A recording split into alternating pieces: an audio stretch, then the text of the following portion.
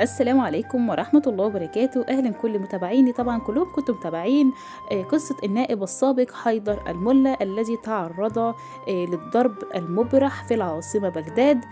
ذكر مصدر أمني أن النائب السابق حيدر تعرض للاعتداء بالضرب من قبل مجهولين ببغداد، مما أدى إلى إصابته في منطقة الرأس وطبعا وإيده، ولم يكشف حتى الآن من اللي عمل الإجرام ده.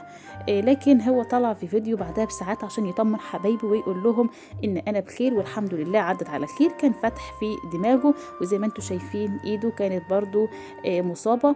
ربنا يشفيه ويعافيه يا رب العالمين. طبعا واهتم عدد كبير من السياسيين بزيارة حيدر الملا في المستشفى، وناس كتير يعني سألت عنه، ناس كتير تعليقات كتير دعت له بالشفاء العاجل. الحمد لله عدت على خير يعني. وهو كمان اتكلم وقال ان هو عمره ما هيقف، عمر ما حد يوقفه من مسيرته اللي بيكملها، وان مهما اغتال وكده مش هيستسلم، وان هو مكمل وبالعكس بقى اقوى من الاول. نسأل الله له الشفاء العاجل وربنا يسترها يا رب العالمين. بس كده، هو ده كان فيديو النهارده، اتمنى يكون عجبكم. متنسونوش في اللايك والشير والاشتراك في القناه وتفعيل زر الجرس حتى يصلكم كل جديد مني. مستنيه تعليقاتكم.